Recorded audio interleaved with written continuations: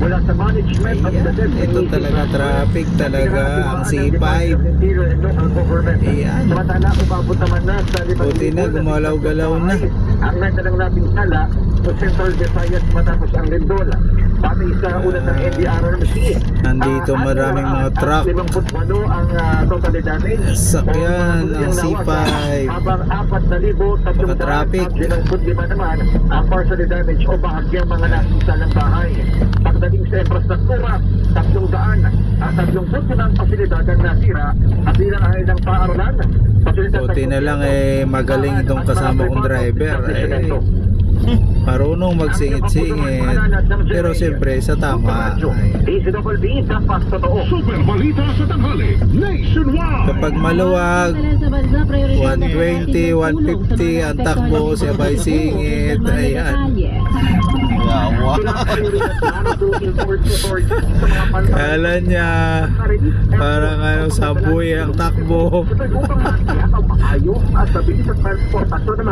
Grabe traffic. Sige, sigit kayo. Hindi naman namin kayo inaano eh. Wala naman namin sana at nanatili fully operational ang lahat ng pantalan sa bansa na pinangangalawa. Kami nang aagaw eh. Kasabay nito, pinaghahandaan na rin ng PCA yung posibleng epekto at Bantano Bagyong Paulo kung saan activated na ang typhoon contingency measure. Baka inuubo-ubo pa kayo dyan. May dala kaming Lagondex. Puno. Gamitan sa mga pantalan at siyak pagkalit Mahabang siksik liglig itong van. Ang daming pasahero. Wala. Wala naman yung van. Sinakay ko yung mga tics ba?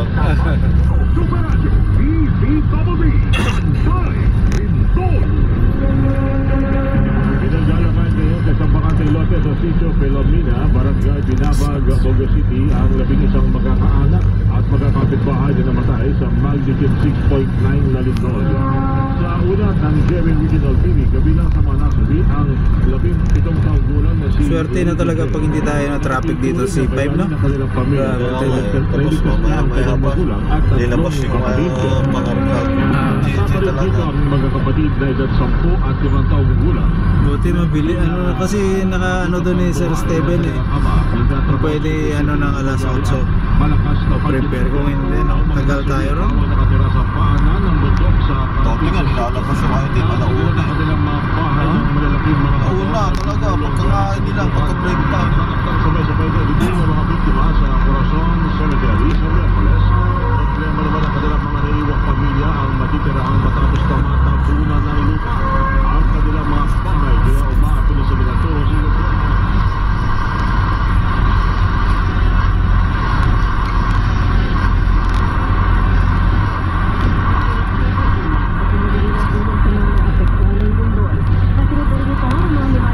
Traffic talaga is traffic.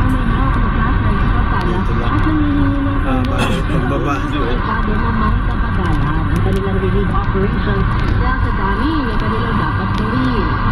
Kaway-kaway ka naman kuya dyan. Yung sumasabit ka.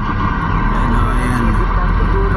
Medyo mabagal pa po yung namin release kasi for the past 2 days hindi McKinley na pala to. retrieval against you operation. Tapos Pag ginawang Starbucks pa rin yung po na yung mga namatayan na asikaso naman po muna while